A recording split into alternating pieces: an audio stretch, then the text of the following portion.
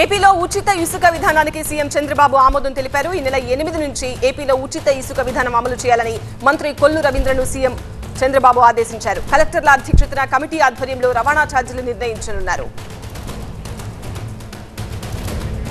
2014 నుంచి 2019 వరకు ఇసుక సరఫరాలో అమలు చేసిన పాలసీలను, ఆ తర్వాత వైసీపీ ప్రభుత్వం తెచ్చిన విధానాలపై చంద్రబాబు సమీక్షించారు. 2016లో తెచ్చిన ఉచిత ఇసుక పాలసీ వల్ల వచ్చిన ఫలితాలు, వైసీపీ ప్రభుత్వం పాలసీ మార్చడం వల్ల జరిగిన నష్టాన్ని అధికారులు సీఎంకు వివరించారు.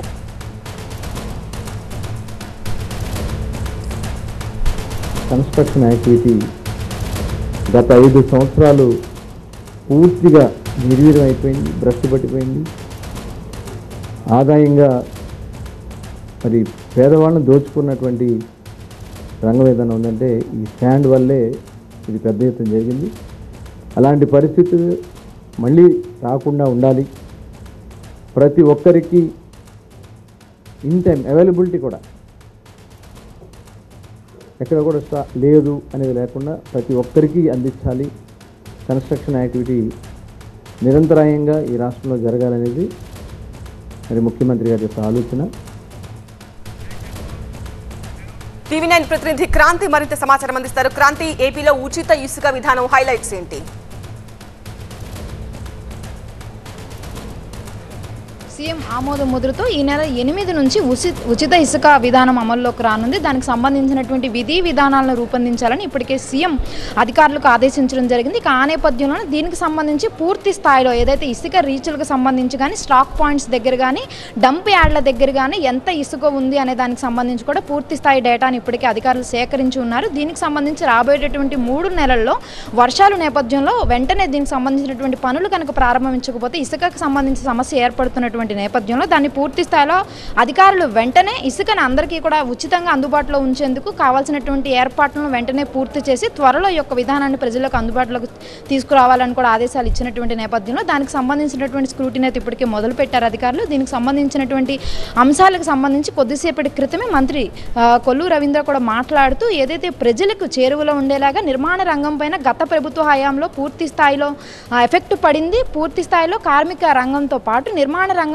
డ్యామేజ్ అయినటువంటి పరిస్థితి ఉంది. కాబట్టి ఇసుక అధిక ధరల నేపథ్యంలో పూర్తిగా అన్ని రంగాలు కూడా కుదిరైనవి. కాబట్టి ఇకపైన ఖచ్చితంగా ఉచిత ఇసుక పాలసీ అనేది ప్రజలకు అందుబాటులో ఉంటుంది. నిర్మాణ రంగానికి సంబంధించినటువంటి ప్రతి ఒక్కరూ నేరుగా ఇసుక రీచ్ల వద్దకు వెళ్ళి ఈ ఉచిత ఇసుకను తెచ్చుకోవచ్చు అని చెప్పడం జరిగింది. సో దీనికి సంబంధించినటువంటి విధి విధానాలను కూడా త్వరలోనే రూపొందిస్తాము. సో దీనికి సంబంధించి కాస్ట్ ఏదైతే రవాణాకి సంబంధించి కానీ, అక్కడ ఇసుక తవ్వకాలకు సంబంధించి కానీ కాస్ట్ ఎంత ఉంటుంది అనే దానికి సంబంధించి కలెక్టర్ల కమిటీ దీనికి నిర్ణయం తీసుకుంటుంది. కాబట్టి దీనికి సంబంధించినటువంటి అంశాలను కూడా త్వరలోనే ప్రకటిస్తామని చెప్పారు. ఏదైతే 2014లో టీడీపీ హయాంలో ఇసుక విధానాన్ని తీసుకురావడం జరిగింది. అప్పటి ప్రభుత్వంలో ఉన్నటువంటి ఇసుక విధానం ఏదైతే ఉచితంగా ఇవ్వడం జరిగిందో దానిపైన వైసీపీ ప్రభుత్వం అధికారంలోకి వచ్చిన తర్వాత దీంట్లో భారీ ఎత్తున అవకతవకలు జరిగాయి. ఎక్కువగా ఇసుకని అక్రమంగా ఎమ్మెల్యేలు కానీ ఇతర ప్రైవేటు వ్యక్తులు కానీ దోపిడీ చేసుకున్నారు. ఎక్కువగా అక్రమాలు జరిగాయని చెప్పి మళ్ళీ కొత్త నూతన విధానాన్ని 2019లో తీసుకురావడం జరిగింది ఇసుకకు సంబంధించి. అయితే 2019లో వైసీపీ తీసుకొచ్చినటువంటి న్యూ పాలసీ విధానానికి సంబంధించి కూడా రాష్ట్ర వ్యాప్తంగా పెద్ద దుమారం లేపినటువంటి పరిస్థితి. సో ఆ నేపథ్యంలో దాదాపు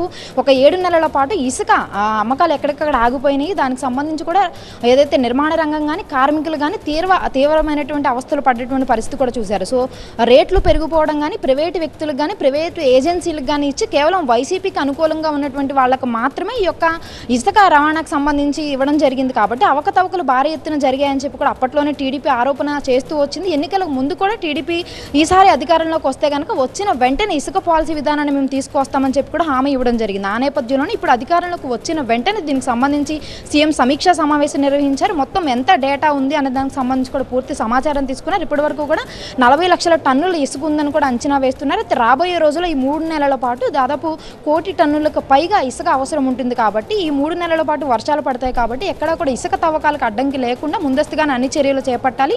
అన్ని స్టాక్ పాయింట్స్ దగ్గర ఎంత ఇసుక ఉంది, రాబోయే రోజులు ఎంత ఇసుక అవసరం అవుతుంది, ఇప్పటి వరకు గత ప్రభుత్వ హయాంలో అసలు ఎక్కడెక్కడ అవకతవకలు జరిగాయి, ఎంత ఇసుకని తవ్వారు, దానికి సంబంధించినటువంటి పూర్తి డేటాను సేకరించే పనిలో పడ్డారు. ఎక్కడా కూడా బ్లాక్ మార్కెట్లో ఇసుక అమ్మకాలు జరగకుండా పూర్తి స్థాయిలో వీటన్నిటిని కూడా కట్టడి చేస్తూ సాధారణ ప్రజలకు సైతం ఇసుక అందుబాటులో ఉండేలాగా నిర్ణయాలు తీసుకుంటూ త్వరలోనే ఈ యొక్క ఉచిత ఇసుక విధానాన్ని మొత్తం సరళీకృతం చేసే విధంగా కూడా విధానాలను అయితే అధికారులు రూపొందించేటటువంటి పనిలో పడ్డారు. రైట్ క్రాంతి. ఇక ఢిల్లీ వెళ్లిన తెలంగాణ సీఎం రేవంత్ రెడ్డి కాంగ్రెస్ చీఫ్ ఖర్గేతో సమావేశమయ్యారు. ఖర్గే సమక్షంలో కాంగ్రెస్ లో చేరారు కె కేశవరావు. కేకేకు కండువా కప్పి పార్టీలోకి ఆహ్వానించారు ఖర్గే.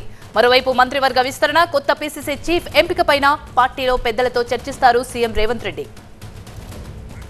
మరోవైపు ఏపీ సీఎంగా బాధ్యతలు చేపట్టాక చంద్రబాబు తొలిసారి ఢిల్లీకి వెళ్తున్నారు. రేపు ప్రధాని మోదీ, కేంద్ర హోంమంత్రి అమిత్ షా, ఆర్థిక మంత్రి నిర్మలా సీతారామన్, ఇతర కేంద్ర మంత్రులతో భేటీ కానున్నారు. అమరావతి, పోలవరంపై ఫోకస్ పెడుతూనే మిగిలిన అంశాలకు సంబంధించి వీలైనన్ని ఎక్కువ నిధుల కోసం సహకారం అందించేలా కేంద్ర పెద్దలను కోరనున్నారు.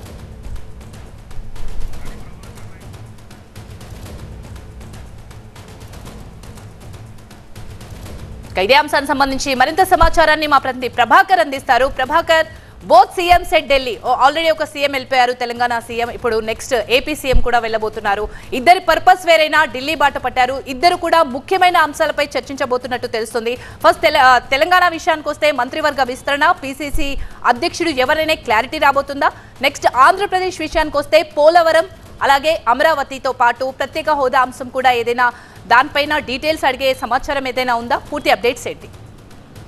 రైట్, ఇద్దరు సీఎంలు కూడా ఢిల్లీకి రేవంత్ మధ్యాహ్నమే వెళ్ళిపోయారు. ఖర్గే సమక్షంలో కేకే జాయినింగ్లో కూడా పాల్గొన్నారు. దాని తర్వాత ఏఐసిసి అధ్యక్షుడు ఖర్గేతో భేటీ కూడా ఉండబోతుంది. కేకేని తీసుకెళ్లి సోనియా గాంధీ అట్లాగే రాహుల్ గాంధీతో కూడా మీట్ అయ్యే అవకాశం కూడా ఉంది. సో బిజీగా ఉన్నారు తెలంగాణ సీఎం రేవంత్ రెడ్డి. మరికొద్ది సేపట్లో 5:10 as per schedule Chandrababu Naidu AP CM Vijayawada నుంచి బయలుదేరాల్సి ఉంది. సో 7:25 చంద్రబాబు నాయుడు ఢిల్లీకి చేరుకుంటారు. సో ప్రధానంగా ఢిల్లీలో ఇద్దరు సీఎంలు కూడా ఉండడం తెలంగాణ అటు ఆంధ్రప్రదేశ్ రాజకీయాల్లో కూడా కొంత రసవత్తరంగానే ఉందని చెప్పాలి. ఎందుకంటే చాలా ఇంట్రెస్టింగ్ ఇష్యూస్ ఉన్నాయి. తెలంగాణకు సంబంధించి ఆల్రెడీ గత 2-3 రోజులుగా హాట్ టాపిక్గా ఉన్న మంత్రివర్గ విస్తరణతో పాటు పీసీసీ చీఫ్ ఎన్నిక, ఈ రెండు కూడా చాలా బ్రేకింగ్ ఇష్యూగా వస్తున్నాయి. ఎందుకంటే మంత్రివర్గ విస్తరణ రేపు అనుకున్నారు, అది ఇంకా ఎల్లుండికి పోస్ట్ పోన్ అవుతుందా, ఇంకొక 2-3 రోజులు అవుతుందా చూడాల్సి ఉంది. ఒక క్లారిటీ రావాల్సి ఉంది. సో ఇవాళటి పర్యటనతో దానిపైన పూర్తి స్థాయిలో క్లారిటీ వచ్చే అవకాశం అయితే కనిపిస్తుంది. పీసీసీ చీఫ్కి సంబంధించి కూడా ఖర్గే అట్లాగే రాహుల్ గాంధీతో సమావేశం ఉన్న నేపథ్యంలో దానికి సంబంధించి కూడా ఒక కంక్లూజన్కి వచ్చే అవకాశం అయితే కనిపిస్తుంది. ఈ రోజు అయితే ఒక ఇంట్రెస్టింగ్ డేగానే చూడొచ్చు. ఎందుకంటే ఏ కంక్లూజన్ వచ్చినా కూడా ఇవాళ మిడ్ నైట్ కల్లా వచ్చేస్తుందని అయితే కాంగ్రెస్ వర్గాలు చెప్తున్నాయి. అటు చంద్రబాబు నాయుడు టూర్కి సంబంధించి అయితే పూర్తిగా అఫీషియల్ టూర్గానే దీన్ని చూడాలి. ఎందుకంటే సీఎం అయిన మొదటిసారి ఢిల్లీ వెళ్తున్నారు. చంద్రబాబు నాయుడుతో పాటుగా పయ్యవుల కేశవ్, నిమ్మల రామానాయుడు, బీసీ జనార్దన్ రెడ్డి మంత్రులు కూడా ఢిల్లీ వెళ్తున్నారు. వెళ్ళిన తర్వాత ప్రధాని మోడీతో చంద్రబాబు సమావేశం కానున్నారు. సమావేశం అనంతరం కేంద్ర మంత్రులైన నితిన్ గడ్కరీతో పాటుగా నిర్మలా సీతారామన్, అమిత్ షా అట్లాగే జేపీ నడ్డా ఈ కేంద్ర మంత్రులను కలుస్తారు. ముఖ్యంగా ఆంధ్రప్రదేశ్కి సంబంధించి ప్రత్యేక హోదాతో పాటుగా ప్రత్యేక ప్యాకేజీ అట్లాగే పోలవరంకు సంబంధించిన నిధులు, కొన్ని పరిశ్రమలకు నెలకొల్పాల్సిన అవసరం ఉంది ఆంధ్రప్రదేశ్లో కాబట్టి సో దానికి సంబంధించిన రిప్రజెంటేషన్ కూడా ఇవ్వబోతున్నారు. దాంతోపాటుగా విభజన సమస్యలకు సంబంధించి ఆల్రెడీ జూలై 6న తెలంగాణకు సంబంధించిన సీఎంతో హైదరాబాద్లో మీటింగ్ ఉంది. సో దానికన్నా ముందే విభజన సమస్యలకు సంబంధించి కేంద్ర ప్రభుత్వ పెద్దలకు కూడా ఒక రిప్రజెంట్ చేయబోతున్నారు. విభజన సమస్యలు చాలా పెండింగ్లో ఉన్నాయి. షెడ్యూల్ 9 and 10 అట్లాగే ఉద్యోగుల ఇష్యూ కానీ లేకపోతే కృష్ణా గోదావరి బేసిన్కి సంబంధించి కానీ ఇది అపెక్స్ కౌన్సిల్లో గతంలో ఇద్దరు సీఎంలు సభ్యులుగా ఉన్నప్పటికీ అపెక్స్ కౌన్సిల్లో సభ్యులుగా ఉండి కూడా అటెండ్ కాని నేపథ్యంలో అటు ఆంధ్రలో ఉన్న మాజీ సీఎం జగన్మోహన్ రెడ్డి కానీ ఇక్కడ ఉన్న మాజీ సీఎం కేసీఆర్ కానీ అపెక్స్ కౌన్సిల్లో హాజరు కాకపోవడం వల్ల చాలా ఇష్యూస్ పెండింగ్లో ఉన్న నేపథ్యంలో సో దానికి సంబంధించి కూడా కేంద్ర ప్రభుత్వ పెద్దలకు రిప్రజెంట్ చేయబోతున్నారు. సో ప్రత్యేక నిధులతో పాటుగా కొన్ని పరిశ్రమలకు సంబంధించిన సహాయాన్ని కూడా కేంద్ర ప్రభుత్వం నుంచి కోరనున్నారు. సో మొత్తానికైతే 2 టూర్లు, ఒకటేమో పూర్తిగా political tour Telangana CM Revanth రెడ్డిది కేంద్ర ప్రభుత్వ కాంగ్రెస్ పెద్దలను కలిసే దానికి అటు ఖర్గేతో పాటుగా రాహుల్ గాంధీ అట్లాగే సోనియా గాంధీ, కేకే జాయినింగ్, మంత్రివర్గ విస్తరణ అట్లాగే పీసీసీ చీఫ్ ఇదంతా పొలిటికల్ కాగా అటు ఆంధ్రప్రదేశ్ సీఎంగా ఉన్న చంద్రబాబు నాయుడు టూర్ మాత్రం పూర్తిగా అఫీషియల్ టూరు. కేంద్ర ప్రభుత్వ పెద్దలతో పాటుగా కేంద్ర మంత్రులను అట్లాగే ప్రధానిని కలిసే అఫీషియల్ టూరు. ఇద్దరు సీఎంలు కూడా ఒకేసారి ఢిల్లీలో ఉండడం ఇదే మొదటిసారి ఈ ప్రభుత్వాలు ఏర్పడ్డ తర్వాత. సో కొంత ఇంట్రెస్టింగ్గానే చూడొచ్చు. ఎందుకంటే ముందు ఇద్దరు సీఎంలు కూడా హైదరాబాద్లో అఫీషియల్గా కలవబోతున్నారు. సో విభజన అంశాలకు సంబంధించి కూటమి సీఎంగా ఉన్న చంద్రబాబు నాయుడుకు కేంద్ర ప్రభుత్వం ఎట్లాంటి హామీ ఇస్తుంది అనేది కూడా కొంచెం ఇంట్రెస్టింగ్ అంశమే. సో చూడాల్సి ఉంది ఎట్లాంటి ఇన్పుట్స్ ఎట్లాంటి అవుట్పుట్స్ రాబోతున్నాయి అనేది చూడాల్సి ఉంది. చంద్రబాబు నాయుడు అక్కడికి చేరుకున్న తర్వాత ప్రధానితో భేటీ అనంతరం మీడియాతో మాట్లాడే అవకాశం ఉంది, మీడియాకు వివరాలు వెల్లడించే అవకాశం ఉంది. కాబట్టి ఎలాంటి అవుట్పుట్ వస్తుందో చూడాల్సి ఉంది. Right, thank you Prabhakar. ఇక 2021 అక్టోబర్ 19న మంగళగిరిలోని టీడీపీ కేంద్ర కార్యాలయంపై దాడి కేసులో దర్యాప్తును పోలీసులు వేగవంతం చేశారు. 5గురిని మంగళగిరి రూరల్ పోలీసులు అదుపులోకి తీసుకున్నారు. సీసీ ఫుటేజ్, ఇతర ఆధారాలతో ఆ రోజు దాడికి పాల్పడిన వారిని గుర్తించి అదుపులోకి తీసుకుంటున్నారు. ఇది పసిగట్టిన కొందరు అజ్ఞాతంలోకి వెళ్లారు. త్వరలోనే గుంటూరు, విజయవాడ, మంగళగిరికి చెందిన కొందరు స్థానిక వైసీపీ నేతల్ని కూడా పోలీసులు విచారించబోతున్నట్లు తెలుస్తోంది.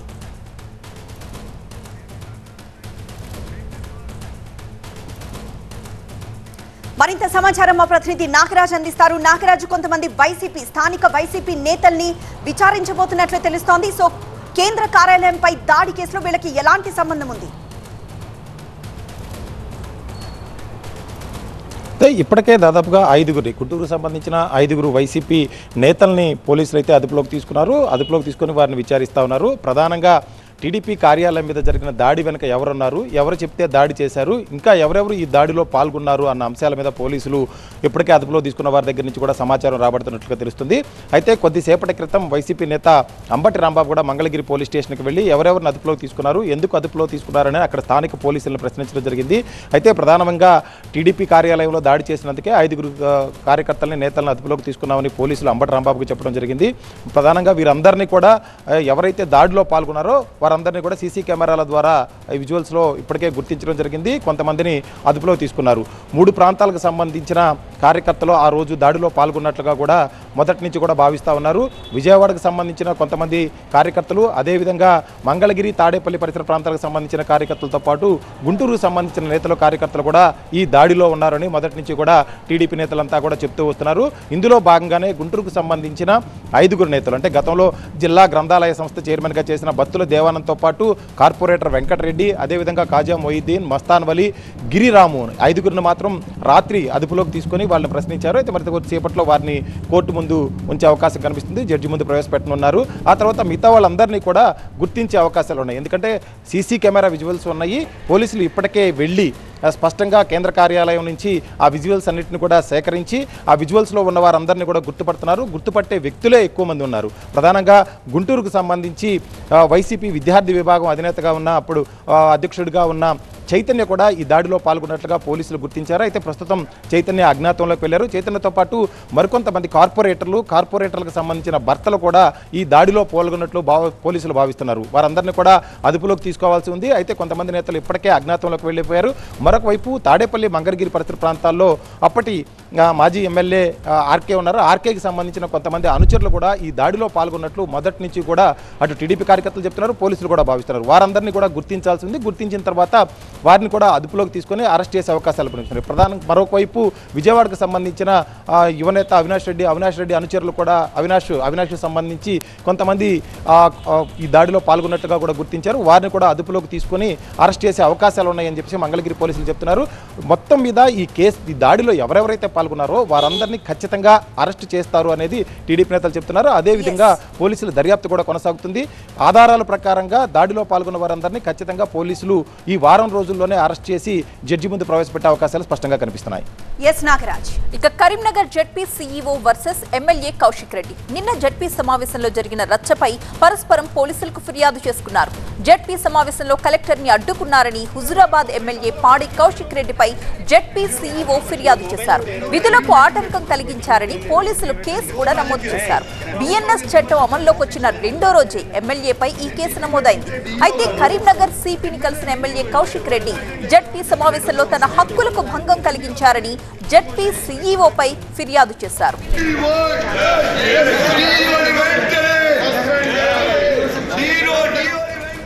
కేసులు పెట్టి తన గొంతు నొక్కాలని చూస్తున్నారంటూ ఫైర్ అయ్యారు హుజురాబాద్ బీఆర్ఎస్ ఎమ్మెల్యే పాడి కౌశిక్ రెడ్డి. కౌన్సిల్ మీటింగ్ లో ప్రశ్నించడం తన హక్కు అన్నారు. డీఈఓపై చర్యలు తీసుకోవాలని కోరితే కలెక్టర్ సమాధానం చెప్పకుండా వెళ్లిపోయారంటూ ఆరోపించారు. ప్రశ్నిస్తే కేసులు పెడతారా అంటూ మండిపడ్డారు ఎమ్మెల్యే కౌశిక్ రెడ్డి. వెళ్ళిపోతురు, మీరు ఏమని వెళ్ళిపోతురు? నేను జవాబు చెప్పకుండా లేచి అబ్జెక్ట్గా వెళ్ళిపోతుంటే మేము నాతో పాటు మా జెడ్పీటీసీలు మా ఎంపీపీలు నిల్చొని మాకు న్యాయం చేయండి కలెక్టర్ గారు అని మేము చూపించినాము. దాంట్లో తప్పేంటిది? తర్వాత కలెక్టర్ గారు మేము వెళ్ళిపోతాము అంటే సరే ఓకే వెళ్ళిపోండి అని వెళ్ళిపోయినరు. What is wrong in that? దానికి మీరు పోయి కేసు పెట్టడం ఇదేం పద్ధతి? ఇవాళ నేను కూడా జిల్లా సిపి గారికి ఇవాళ పిటిషన్ ఇవ్వడం జరిగింది. ఇది మాకు జిల్లా సిపి గారు రిసీప్ట్ కాపీ కూడా ఇవ్వడం జరిగింది. ఇలా ఖచ్చితంగా దీన్ని కూడా ఎంక్వైరీ చేసి సిఓ గారి మీద కూడా ఎఫ్ఐఆర్ చేస్తా, దీన్ని ఎంక్వైరీ చేస్తా, నిజం అయి ఉంటే ఎంక్వైరీ చేసి ఎఫ్ఐఆర్ చేస్తా అని కూడా సిపి గారు కూడా మాకు చెప్పడం జరిగింది. దీన్ని ఎంక్వైరీ చేసి న్యాయం చేస్తాం. మీకు ఫుల్ డీటెయిల్స్ అందించడానికి మా ప్రతినిధి సంపత్ లైవ్ లో సిద్ధంగా ఉన్నారు. సంపత్, నిన్న జిల్లా పరిషత్ సమావేశంలో గందరగోళం నెలకొంది. వారం రోజుల క్రితం కూడా హుజరాబాద్ సంబంధించిన విద్యా అధికారులతో ఆయన సమావేశం కూడా నిర్వహించారు. ఈ నేపథ్యంలో విద్యాశాఖ అధికారులతో సమావేశించిన నేపథ్యంలో డిఈఓ కొంతమంది ఎంఈఓలకి నోటీసులు జారీ చేశారు, మెమోలు జారీ చేశారు.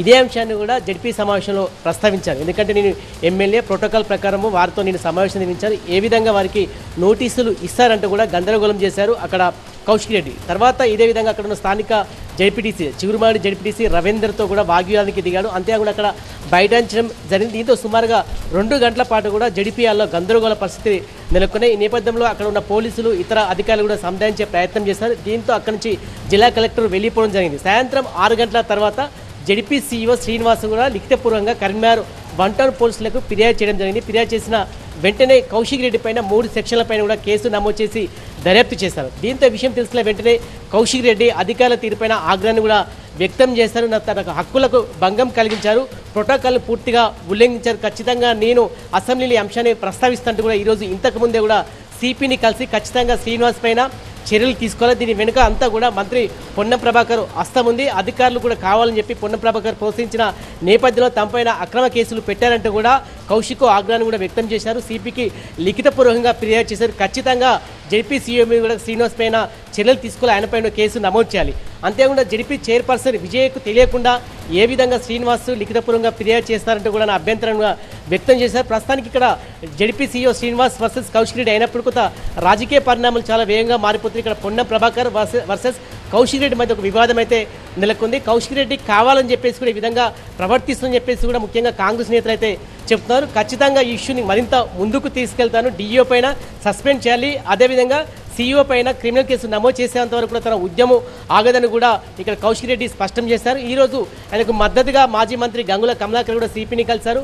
అదేవిధంగా కేటీఆర్ హరీష్ రావు ముఖ్య నేతలు అందరూ కూడా ఆయన సంఘీభావాన్ని ప్రకటించారు. ఖచ్చితంగా ఈ ఉద్యమాన్ని ఉధృతం చేస్తామని చెప్పి కౌశిక్ రెడ్డి స్పష్టం చేస్తున్నారు. Right, thank you Sampath. ఇక